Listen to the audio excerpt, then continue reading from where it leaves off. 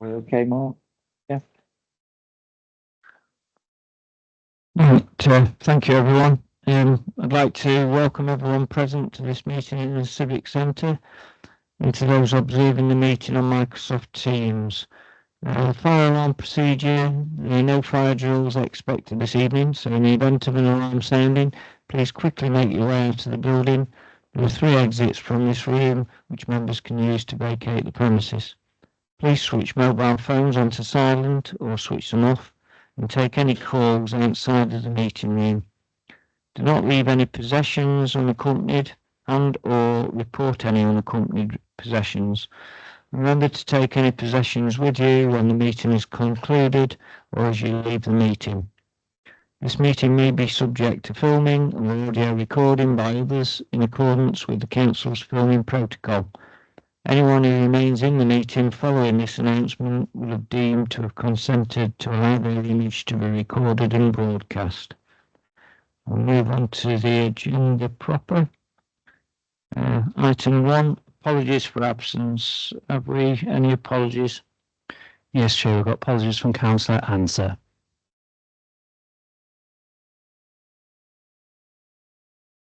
Thank you.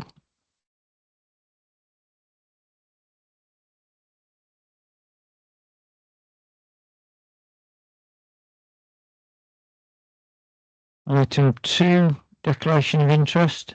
Anyone have any declarations of interest to make? No? Thank you. Item 3, minutes of the last meeting. We have a proposal and seconder for those. Councillor Hammersley, Councillor Coxhead. Are there any alterations for accuracy or okay? One put forward. Can I have a vote to accept these by show of hands, please? Those who are present, thank you. Unanimous.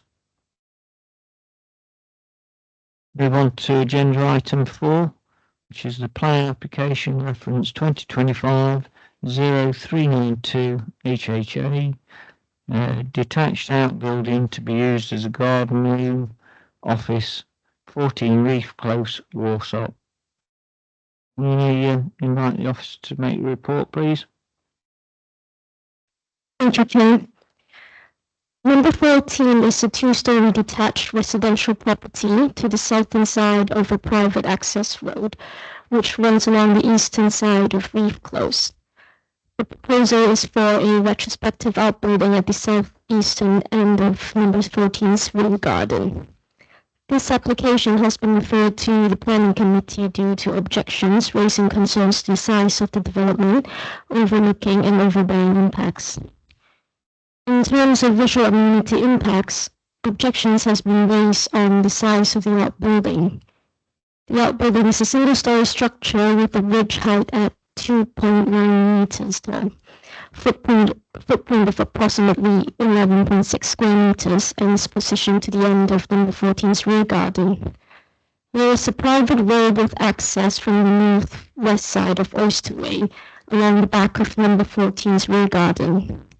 This is a photo that shows the private road and the outbuilding. It is acknowledged that the outbuilding is visible from the private road, however, it is largely screened by existing closed border fence and cannot be seen from the public highway. The external materials used, which are pine wood and rubber, are also considered to be sympathetic to the host dwelling and surrounding area. Overall, it is considered that the outbuilding takes the form and scale of a commonly seen garden building, something which can be found in non-gardens. Permitted development also allows 50% of the garden area to be taken up by outbuilding. This is a far smaller structure, and the reason permission is needed is due to the height of the structure. The top of the outbuilding does project above the fence, if you see in the photo that we've shown just now. However, there is very limited views of the outbuilding, and the external materials used are considered acceptable. In regard to the reasons above, it is not considered that the outbuilding would have an adverse impact on character and appearance of the dwelling, street scene, and the wider surrounding area. In terms of residential amenity impacts, objections have been received primarily on concerns relating to overbearing impacts, the size of the proposal, and overlooking. It is acknowledged that the outbuilding is located on ground level higher than the host dwelling in number 75 Ocean Drive, the adjacent neighbor. It is also located on approximately 0.15 meter raised ground level when compared to the private road to the back of the garden, which is considered to be the highest ground level immediately adjacent to the outbuilding. As such, the outbuilding has a height of approximately 2.9 meters when measured from ground level. Permitted development allows outbuildings up to 2.5 meter tall within 2 meter of the boundary. Based on the measurements available to officers, it would appear that the outbuilding is approximately 2.55 meters taller than the limits of permitted development. However, regardless of permitted development fallback, this outbuilding does need planning permission, and therefore first consideration is whether the outbuilding complies with current planning policy, which is policy P7. So this is a photo that shows the outbuilding and where it's positioned at the rear garden of number 14. The outbuilding is 3.75 meters long along the boundary and is located approximately 4 meters away from the main dwelling of number 75 Ocean Drive. It is accepted that number 75 Ocean Drive is set at a lower level than the outbuilding, but given the distances involved and the length of the proposal, it is not considered that it would have such an adverse impact in terms of loss of light or overbearing impacts on the main dwelling of number 75 Ocean Drive to warrant a refusal. This is a photo that was taken from the rear garden of number 75, which shows the outbuilding. It is accepted that due to the level differences between the application site, the adjacent neighbor, and the orientation of the dwellings, the outbuilding will have a degree of impact on the neighboring property when using the garden in terms of overshadowing and overlying impact. However, given the length of the building as mentioned, it is not considered that this impact would warrant refusal of permission. Objections have also been received raising concerns to overlooking impacts. One number of window has been proposed on the northwest side elevation and one number of patio door on the southwestern elevation. It is acknowledged that the new window would be positioned above the fence line, so a condition for an obscurely glazed window has been recommended to prevent overlooking into the rear garden and the main dwelling of number 75. In terms of the patio doors, it would be largely screened by the existing bar structure and would be approximately 9 meters away from the common boundary with number 12. Overall, subject to conditions, it is considered that the outbuilding would not create an adverse impact on overlooking to the neighbors. In terms of the use of the building, this would need to be ancillary to the existing dwelling, and it is understood that it would be used by the applicant or the applicant's family. Therefore, it is not considered that the use would cause an issue in relation to policy P7 of the local plan. Weighing all the considerations up, it is considered that whilst the outbuilding does have a degree of impact on number 75 Ocean Drive, this impact will not be excessive as to warrant the refusal of permission. In terms of flood risks, the application site is within flood zone 2 and in close proximity to River Meading. However, this is a householder application, therefore it is exempted from a sequential test. The environmental agency has been consulted and considered that the National Flood Risk Standing Advice can be applied in this instance. The applicant has submitted a flood risk assessment and confirmed that the outbuilding is set no lower than the existing levels. The ground level of the outbuilding is 500 millimeters above the main dwelling of the house, of the same plot and higher than the adjacent properties. While the curtilage of the plot is within 20 meters of River Meading, the outbuilding itself is located more than 20 meters away from the river, and the site has also a very low chance of surface water, river, and sea flooding. Overall, given the site levels and very low chance of flooding, it is considered that the outbuilding would remain flood resistant and will not increase flood risk on site. Further water management measures and sustainable draining systems are not required in this instance. To conclude, it is considered that the proposed development is in line with the adopted Mansfield District Local Plan, Policy P6, P7, and CC2, as well as the guidance of the NPPF. It will not have adverse impacts in terms of visual amenity of the dwelling, street scene, amenity of the neighbors, as well as flood risk. Therefore, the recommendation is to grant planning permission subject to conditions. Thank you for the report. I've got speakers on this. I'd like to invite Shirley Melvin to the lectern. If you come over, I'd like to press your button on the thing, the red light will come on. You've got 4 minutes when you're ready. Maybe some questions after you've finished.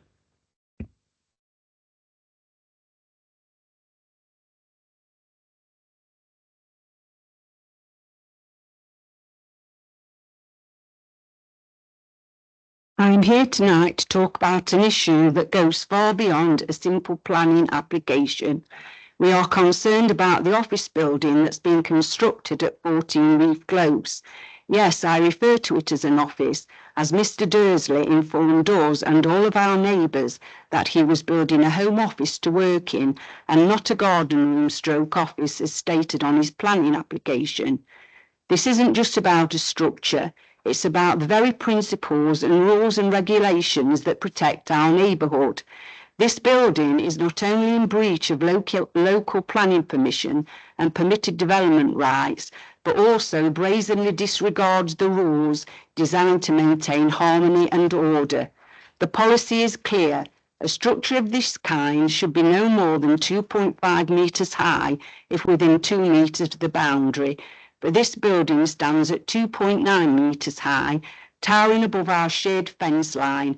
It is a breach of permitted development rights. This is an oversized structure and it is completely out of scale and disproportionate to the size of their garden, especially considering another large structure and a conservatory already exists on it. We believe over 50% of their garden has been used. This isn't just a technicality on a piece of paper. This is about the impact on our daily lives. When we look onto our lovely garden, we don't see the light and space we once had. We see a huge wall and it is very depressing. The impact on our garden is not an exaggeration. It's a tangible loss of our enjoyment of sitting in our garden, which we can no longer do as it is so depressing. It's a matter of precedent. If the structure is approved, what message does it send to the other neighbours? It would tell them that rules don't apply, that permitted development rights are merely suggestions, and a precedent has been set for other neighbours to do the same. It would open the door to a domino effect.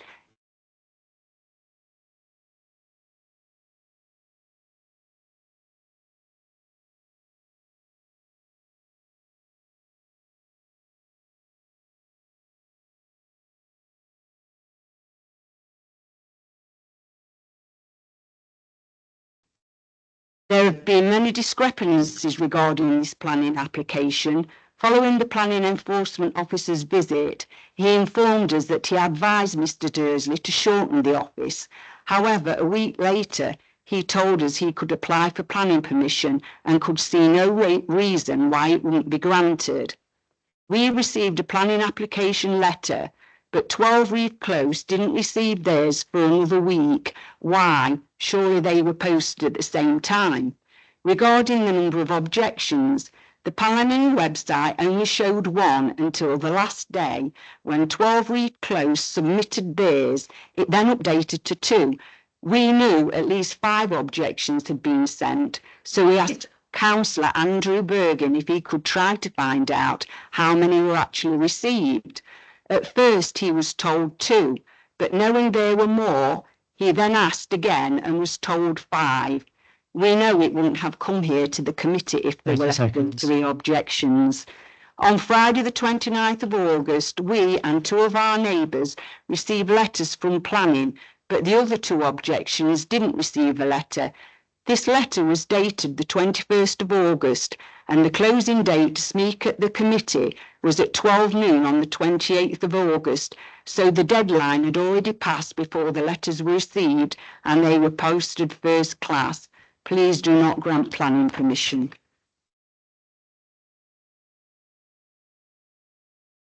Thank you, Shirley. Do members have any questions to the speaker? Councillor Hammersley. Clarification, do you live at number 12? Right. No, I live at 75, which is next door. I haven't got it. I can see it on the plan. Thank you. Thank you. Any further questions? Councillor Swinscoe.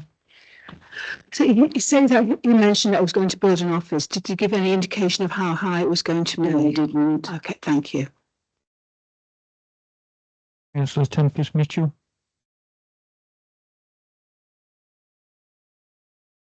Thank you for your presentation.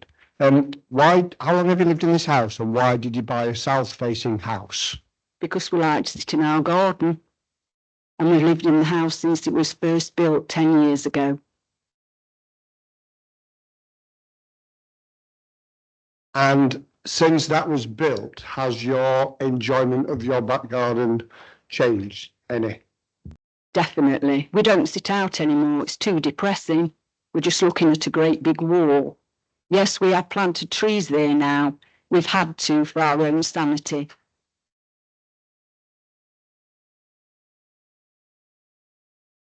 Councillor Stevenson. Thank you. It's noted in the report that it would be likely to be permitted development if the height was around half a metre shorter. If the application was rejected tonight and the applicant did make it half a metre shorter, do you feel like that was the building itself would still have the same impact it's having now, or would it be lessened? How would it change? It would definitely less than it. And if it had been built at 2.5 metres in the originally, then we wouldn't be here tonight.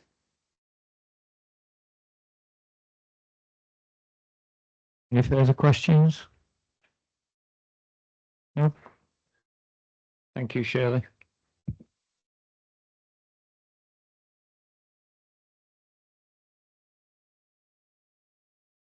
I'd like to invite Councillor Andy Bergin, Ward Councillor.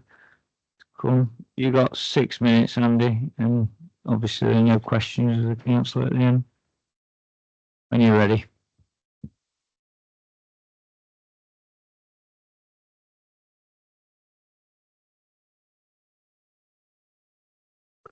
Thank you, Andy.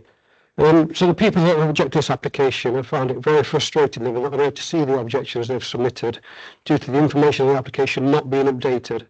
This is not being very transparent and doesn't make the council look very good. If they hadn't approached me to chase us up for them, they would have never known out of the number of objections their neighbours had submitted.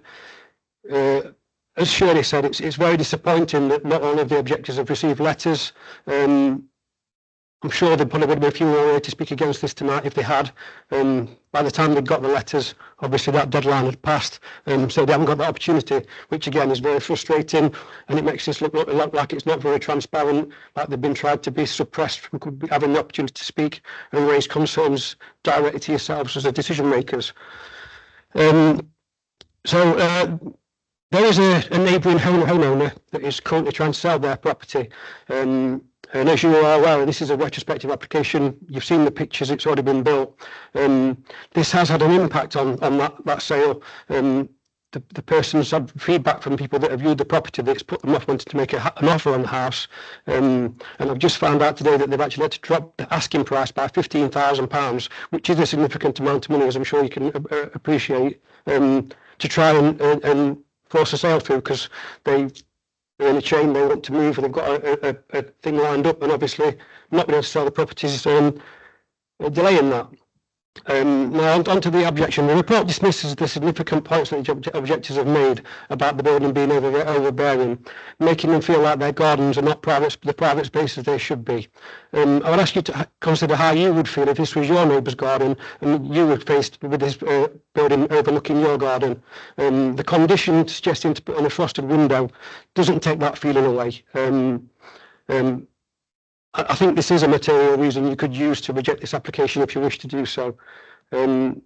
Also, the building is not in keeping with the properties in the area. No other house has a building of this size in the back garden. If you look at the pictures that have been shown and also the ones I'm going to hand around after I finish speaking, you'll see that it does negatively affect the visual amenity of the area of all the neighbouring gardens, never mind just the neighbours. And despite what the report says dismissing that, it doesn't take that case away. The building can be seen from all sides as a blight on their gardens or when they look out the windows. Again, I believe this is a material reason that you can use to reject this application. My last point is that the report mentions that this building does not increase the flood risk of the neighbouring properties, which is possibly correct if there was nothing else built in the garden. But it is not considered that the garden also has an outside bar which takes up a large part of the gardener's base, along with the property having a conservatory. The bar is referenced in the report, but it's not referenced in the flood risk part. So if you take all this development into account, I believe it probably does increase the surface water flood risk from neighbouring properties. And as Shirley said, I believe it's at least 50, maybe even 60% of the garden that's been developed. And again, that's going to increase the surface water runoff because it's got not enough lawn to soak into as it was designed when the property was built. So again, I'm disappointed that the report doesn't mention there's an increase to surface water flooding. It kind of seems to dismiss it, and it hasn't taken into account the other development in the garden. Again, this is a material reason you could use to reject this application if you wish to do so, and I would ask you to do so. So please consider the points that we have made, the impact on all the neighbouring properties, and the three material reasons I have mentioned, and reject this application this evening. Thank you. Just pass you the photos if you want to have a look. Thank you, Councillor Bergin. There's actually a problem with that. You can't pass things around. I'll just bring Paul in to mention it.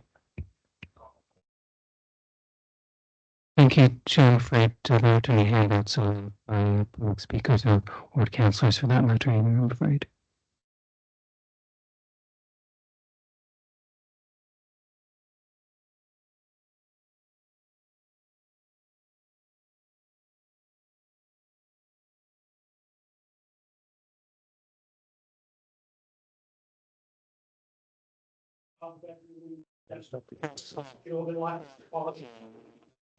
It's the same thing. That's the view through the window again, taking up all the space. 1.7 metre fence, you can see how much it overlooks it.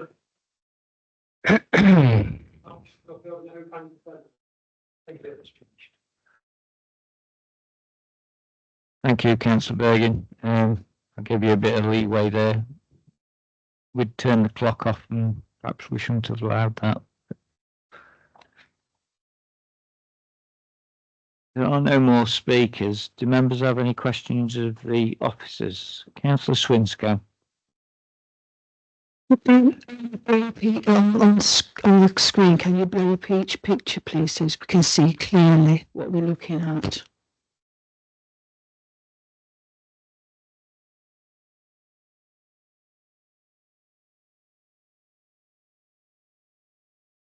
Not just that one, the others as well, please.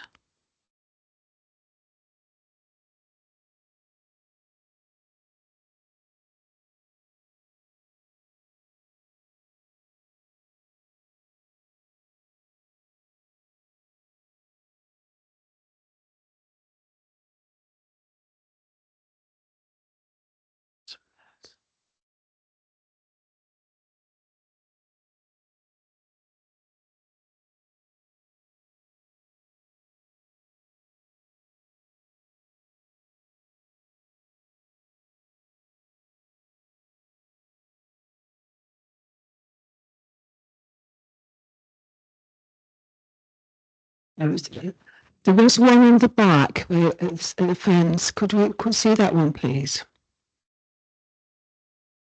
That one.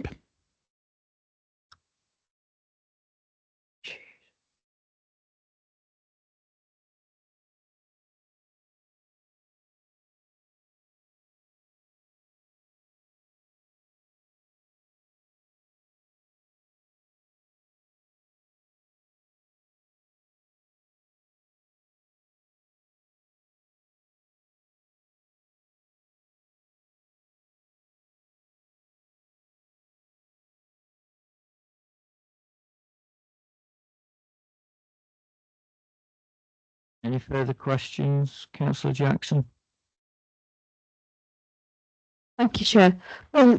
Is there any way you can indicate to us where the height of that building would be if it was within the 2.5 metres that is permitted? Can you just put your cursor as to where that would be?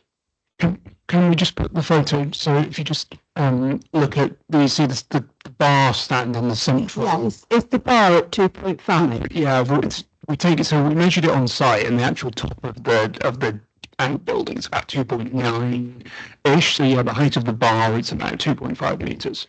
So that's effectively. So just to clear up on the percentage of the on the permitted development rights as well. So the maximum height for outbuildings is 2.5 meters within 2 meters of the boundary. Yeah. There's no indication that the 50% rule would include the whole curtilage, not just the rear garden, has been breached. So just to clarify the point that was made, there's no reason to believe that 50% of the whole curtilage or the rear garden has been occupied by both buildings. But my question didn't relate to that. My question relates to the height of the building. Yes, sorry. So it's the height of the bar at the permitted development level. Yes. So the building, if it were at the permitted development level, would be the same as the height of the bar. Thank you. Councillor Tempest Mitchell.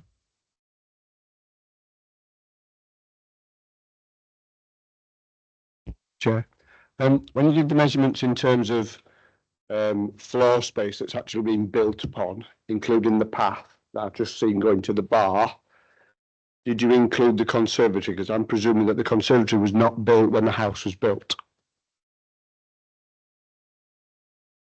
So yeah, I looked at the block plan just now. Even if you include the bar stand, the conservatory, and the outbuilding that we're currently discussing, there's no evidence to suggest that would breach the 50% rule. And you would include, in the calculation, you would include the whole curtilage, that includes the front garden. But even if you were just measuring the back garden, there's no evidence to suggest that those three structures combined would exceed 50%.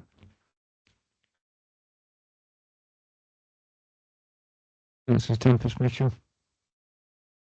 So there's no evidence to suggest, tells me that you didn't calculate it, because there would be evidence that it definitely does or it definitely doesn't. So my question was, did you take into consideration the ground standing of the conservatory, the paths around it, the paths up to the thingamabob, to the bar, and the new building? So then the answer shouldn't be there's no evidence. Is it, do we have 55%? Do we have 45%? So I'm just on the legislation open now. It includes buildings, enclosures, and containers. It doesn't refer to hard standing paths. It's to do with buildings. This is directly from the primary legislation. But Part B, E.1b, the total area covered by buildings, enclosures, and containers within the curtilage, other than the original dwelling house, would exceed 50% of the total area of the curtilage, excluding the ground area of the original dwelling. That's primary legislation. Clear in just a second. I mean, we're getting off a little bit of a tangent here into permitted development rights. I think we are slightly, because at the end of the day, even if it did exceed 50%, it would need planning permission, and hence we've got a planning application in. So what needs to be assessed here today is the impact of the outbuilding on the neighbouring property and on the character of the area. So I appreciate what you're saying about the 50%. I mean, I think you can look at that plan and see that it's not 50%, but I don't think that's the issue. The issue is the impact of this outbuilding on, and the material considerations that we consider about the outbuilding. It's not about whether planning permission is required or not. It needs planning permission, whether it's 50% or whether it's 2.9 meters high, because that's about permitted development. It's what we've got to consider is this outbuilding and the impact that it's having.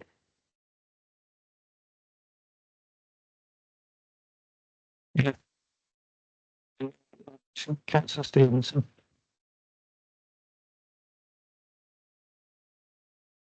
Thank you. Just a quick one. As stated by the speaker, They believe the intended use for the outbuilding is for an office and not what it was stated for in the application.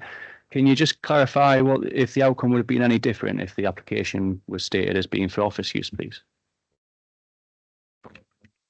So I think the term that was used was the word home office, which would suggest, I mean, technically an employee working from my front bedroom would classify as a home office because I'm working from home, just doing my day-to-day job. It would only, the material consideration would only change if it was a substantial, if it was moving beyond what you would expect for sort of typical home use. There's no, I mean, I wouldn't want to sort of bring in other considerations, but I mean, the nature of this, the term home office to me doesn't indicate you can use an ancillary outbuilding for a number of reasons, including working from home or just running a as long as it doesn't shift into a material change of use, which there's no indication that if we'd be assessing a different application, if that makes sense. I think just to point out as well, there is a condition proposed to ensure that it is ancillary to the main house. So it is an outbuilding to be used in association with the house, not as a business use, basically.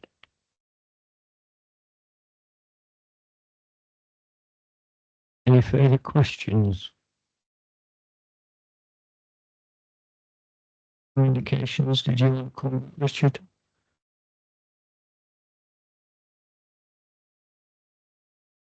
I might be wrong. I think that the percentage is about flooding, and Councillor Bergen has specifically commented on the flooding aspect, as well as obviously the amenity to next door's garden. So I think what I've been told is it only includes buildings. But does that mean that the people at 14 could concrete over the whole garden, but as long as there's no building on it, that's okay? I think we're at risk of. I would want to be careful about going into permitted development rights. I think that's the fallback position, to our understanding, is the only reason this requires planning permission is because of the height. That's the only reason it requires planning permission. It's not to do with the footprint of the ground area. There is planning. We could get into flood zone policy. I think it's assessed in the report. Yes, there is an area of land that would be built over, but the typical principle with when we're talking about sequential test exceptions to test surface water drainage, the footprint of this building we wouldn't be considering that to have an impact on surface water flooding because of its scale. As in, so the only reason this requires planning permission is because of the height, not because of the footprint. You can there's PD words that mean as long as you put permeable paving down, you could pave the whole rear garden in principle. But I think that's a side issue to this. The only reason we're assessing here for the fallback position is they can build it is the height, not the footprint.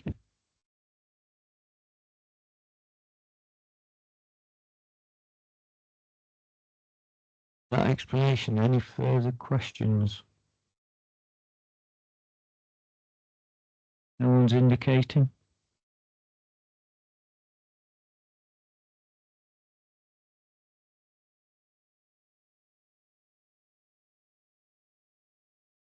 Do I have a proposal and seconder for the recommendation?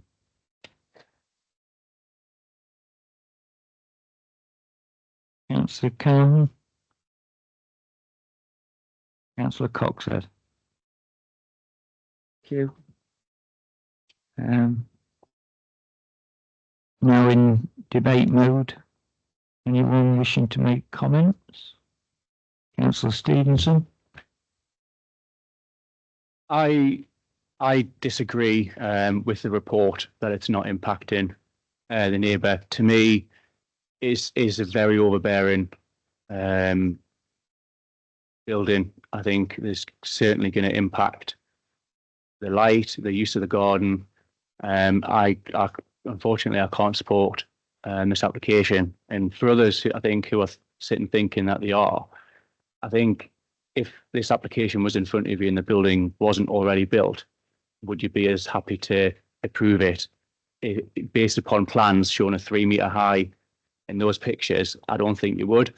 And so I think you just need to ask yourself, are you voting for it because it's built already, or is it the right thing? But for me, I can't. It is overbearing. I can only agree with the neighbours, and I can only wish that the rest of them had been able to come and speak. It is very unfortunate, as Councillor Bergen mentioned, that they didn't get the letters in time for them to be able to speak on it, and it is absolutely right. It does make us look well, incompetent, for lack of a better word. So I can only hope that whatever issue that was is being dealt with and doesn't happen again. But yeah, I can't support this one. Thank you. Thank you, Councillor Stevenson. Councillor Swinscoe.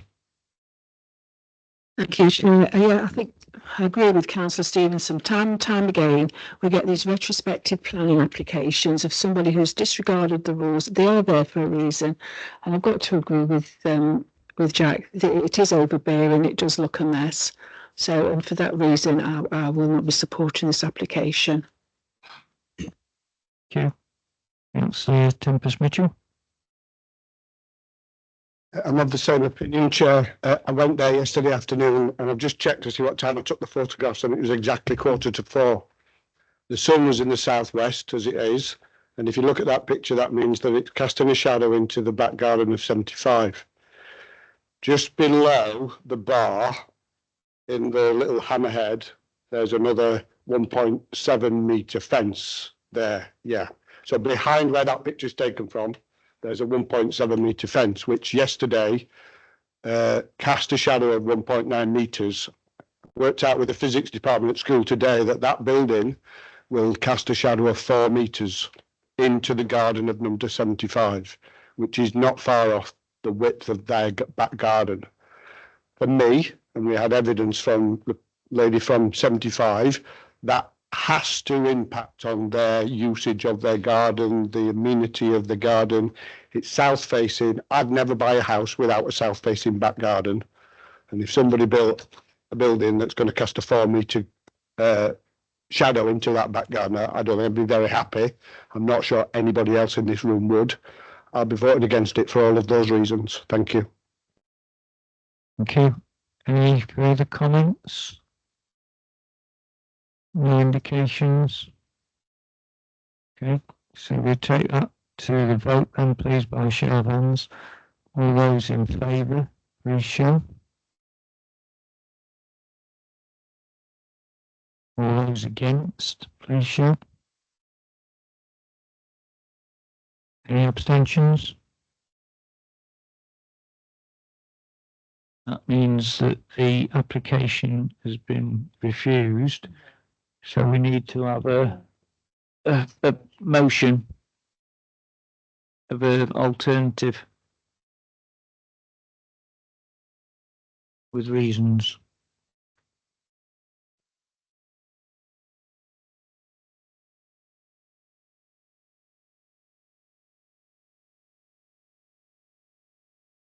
Councillor Tempest Mitchell. Yeah.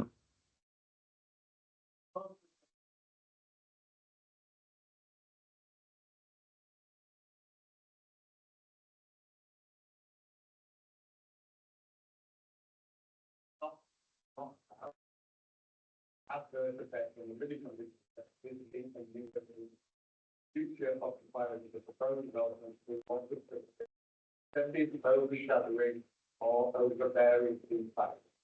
B, not generate levels activities knowing like air quality, older vibration, blah blah blah. I propose that we substitute it for the reason that it does have significant adverse effect on living conditions of existing residents, future occupiers of the proposed development will also to excessive overshadowing and overbearing impact.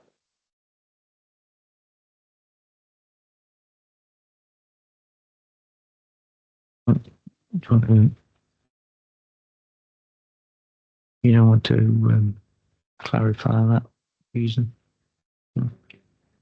Hmm?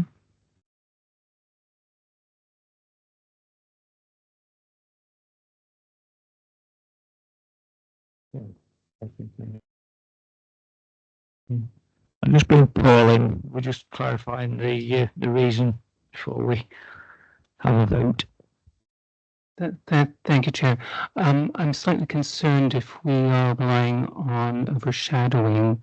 That requires some technical evidence. I appreciate Councillor Temple-Smith, sure what you said about what you saw on site, but I feel stronger grounds for refusal to be able to defend them at appeal would be simply limiting them to the overbearing impact of the building rather than overshadowing.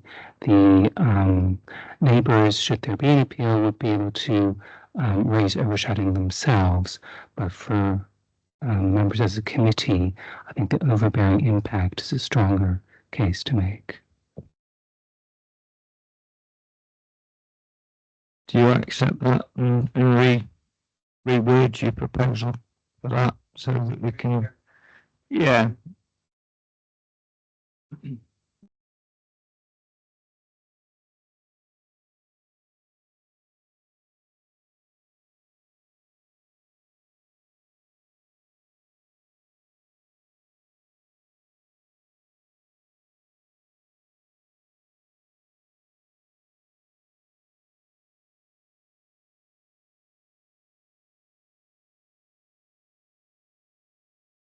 Well, the seconder, we've not put the shadow in him. Yeah. I'll second that. Seconded by Councillor Stevenson. Any further comments before we go to a vote on that? No? Could I have a show of hands then, please? All those in favour, please show. Any against? Any abstentions? Thank you very much.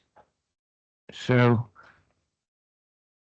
agenda item 4 has been refused permission for the reasons of overbearing and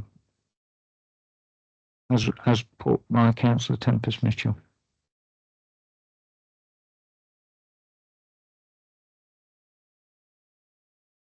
Thank you.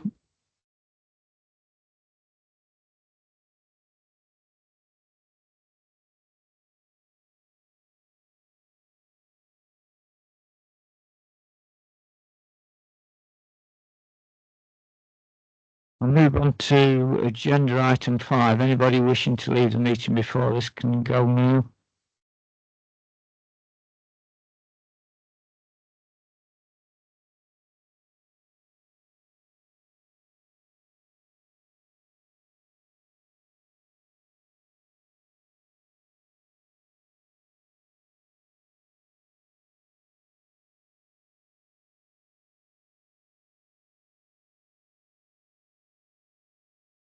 So agenda item 5, which is planning application to vary conditions 26, the delivery hours on application 1997-0844P District Centre, including superstore, shop, units, nursery, creche, restaurants, petrol station with car wash and associated works to allow deliveries between the hours of 6 and midnight. This is for the Asda site. Could I invite the officers to make a report, please?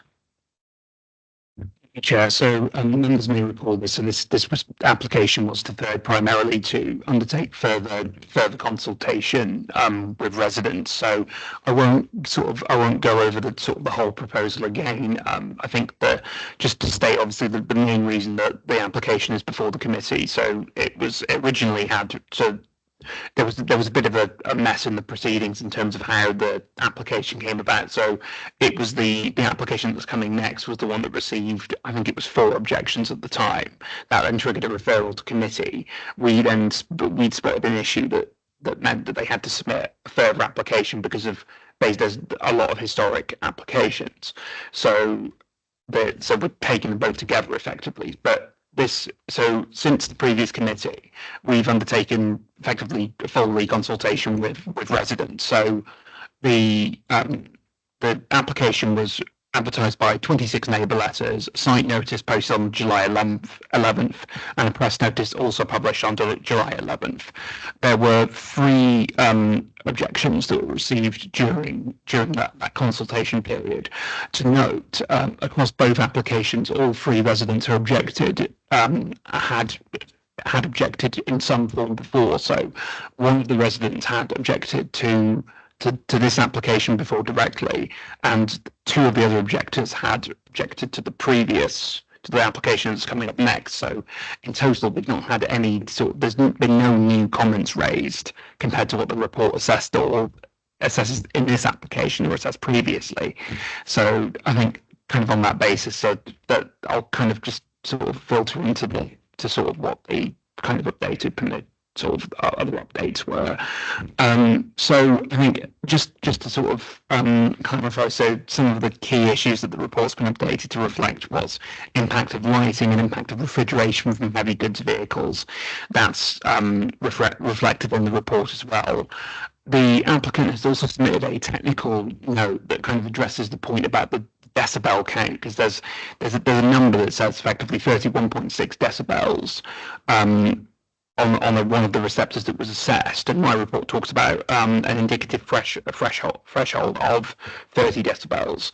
That's so the 31.6 is measured from the outside of the house, not the interior bedrooms, which is the 30 decibel limit, which is well below speaking level, is for bedrooms. So there's no indication that the noise impact on the actual bedrooms would exceed the limit. The 31.6 was outside the house, if that makes sense. I can clarify in any follow-up questions if needed. If we maybe just go through some of the photos, if that's possible. So this just kind of again, just showing various aspects of the actual delivery areas. This is within the main parking area. I think one of the other questions that kind of came up during the process was about vehicle numbers and talking about control of vehicle numbers. I think one thing I tried to make clear, I think in the original report, that I could have probably done better, was about how the how the vehicle numbers arise, which is it's a demand-driven, the original permission, and obviously this is a variation of conditions, so we're assessing the overall proposal. It's a demand-driven business. So ASDA will have their own, I presume I'll let their applicants here tonight, so I'll let them clarify on this, but they will respond to the demand that they're given. The purpose of this application is to expand the delivery hours to better accommodate the delivery of goods, so that there isn't an indication that they would be seeking to increase vehicle hours, although there's no condition to control that. I think that's just an important clarification, but the point is this allows them to better facilitate demand. So if we just go through some of the photos, so really the next few photos are just sort of giving some site context. So again, this is just showing the main sort of service area for the home delivery business, not the deliveries. So this is the Bridleway entrance. So I think one of the points that again wasn't really touched on was about the overspill from lorries. So I think light overspill. So I think the actual kind of having a look at this, there's quite a substantial separation distance between I think the last measurement was 20 to 30 meters between the actual access point and the houses. As the vehicles turn out, you'd expect a brief vehicle would turn out and then would turn left and then would come in, turn right. So the actual overspill would be sort of limited in terms of time. The embankment, as a general point, the embankment, refrigeration units, vehicle movements, everything else, you'd expect a lot of the actual impact to be mitigated by separation distance, noise, the delivery management plan that the applicants proposed to comply with, which has been submitted as part of the application and is also recommended to be conditioned. I think just a side point, the actual number of the residents that would be most likely to 14, 16, 18, the residents who will be closest to the mouth of the access, you'd expect them to be most affected and haven't actually objected to the proposal. That's not directly material, but it kind of gives an indication as to the sort of the level of public sentiment. There's actually only three or four separate addresses out of the 26 neighbours consulted throughout the whole process on 2 applications haven't raised an objection.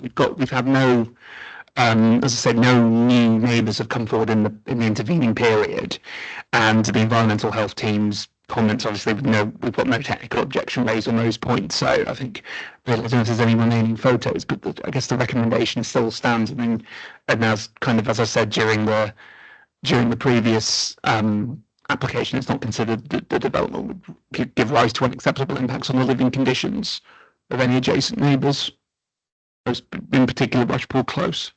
I can answer any questions in follow-up if needed. Thanks. Thank you. We've got a speaker on this item, so I'd like to invite the applicant, Benjamin Brumby, to the lectern.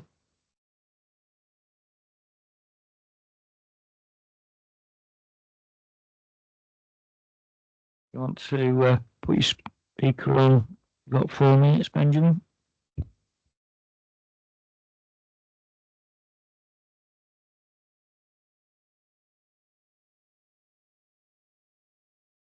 Hello.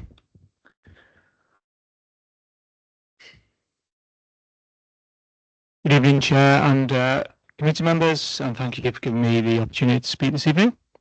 My name is Benjamin Brumby, and I am working in the town planning team at Asda. Your officer, Mr. Garpin, has done a great job in explaining the application background and considerations. For those of you present at the July committee meeting, you'll be aware as to why we're seeking the changes put before you tonight, but for the benefit of any new members that weren't previously present, I will outline why we are seeking to extend delivery hours to our Mansfield store. Since COVID, Asda have observed that customer shopping habits have changed and demand for home shopping is much greater than it once was. We wish to give greater flexibility to our delivery arrangements to ensure that our early morning customers, both in-store and online, benefit from adequate availability of fresh stock, such as bread, milk, fruit, vegetables on our shelves. Currently, such early morning customers suffer from reduced stock as shelves are emptier and colleagues are unable to replenish them prior to early morning delivery, which reduces customer choice. As part of our commitment to serve our local community, Asda wishes to stress our commitment to being a good neighbour, and we do not want to be a source of nuisance. Both applications before you tonight are supported by a noise impact assessment prepared by Bureau Veritas in liaison with the Environmental Health Officer. The submissions are also supported by a delivery management plan, the accordance of which will be secured by condition, which controls the scope of the consent such that residential amenity will still be protected. These technical submissions have both been reviewed and accepted by Environmental Health. It is recognised that there has been some concern regards to delivery crossover, which may lead to vehicles idling on the bridleway. Notwithstanding the findings of the noise impact assessment and the delivery management plan, greater flexibility in regards to delivery hours reduces the potential for idling on the bridleway, which is considered a betterment on the existing arrangement. Thank you for listening, and I welcome any questions that you may have.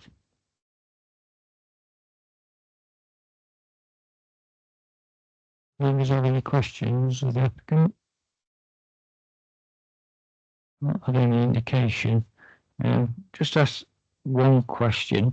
The last meeting there was some discussion around the opening hours on Sunday being 10 till 4, but these delivery hours being extended up to midnight from sort of 6 o'clock. Would that be a major impact on your assessment if the delivery times were restricted on Sunday, not in the week? I do apologise if I'm not quite interpreting correctly, but we're not even to our opening hours. All we're proposing to do is extend our delivery hours to 6 till 12 midnight. Currently they are 7 AM till 9. We aren't proposing any additional deliveries. We just want greater flexibility within the existing deliveries that we have to provide a more of a just-in-time delivery arrangement that helps our stock level. Understand that. I just wondered if it was acceptable to reduce the delivery hours on a Sunday to be more in line with the opening, some of the opening hours, trading hours. We're not proposing that, and I've no objection to the application.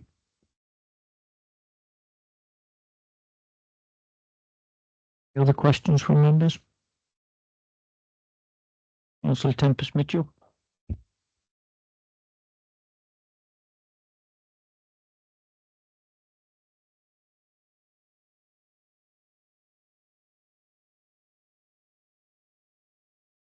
Members, any questions of the officers? Councillor Tempest Mitchell. Thanks, Chair. Just want to clarify the conditions on page 18. This is probably me just being daft.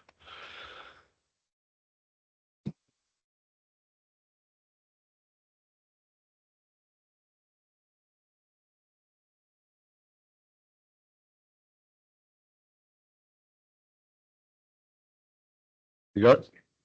Yep. Okay, so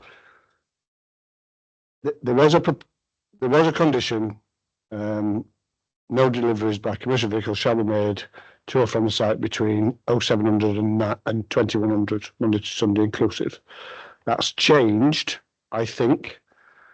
And it says it's proposed in the paragraph, it says it proposed to vary the wording of this condition to allow for deliveries to take place at 0600 and 000 midnight. In the condition, it says no deliveries by commercial vehicles shall be made to or from the site between the hours of 0600 and midnight. And the premise, the premise is so no deliveries. Oh yeah, I see what you mean in terms. I think it's no deliveries by commercial vehicle shall be made to or from. So it says except between the hours. So effectively, so it's a bit of a it's a riff on the way the original condition was worded. So it's a bit of a counterfactual. So it says no deliveries from to Asda shall be made except between the hours. So it's not the cleanest wording, but I've tried to not touch the actual. So that's to the best of my knowledge, that's the wording of the original. So it says basically it's a roundabout way of saying they can't deliver overnight. Effectively, it's just not the best. I think it's saying that they can't deliver overnight. It's just a roundabout way of saying it, if that makes sense.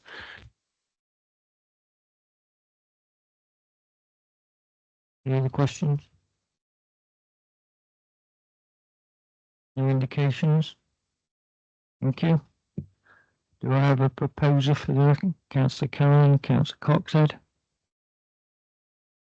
In debate mode, anyone want to make any comments? Councillor Hammersley?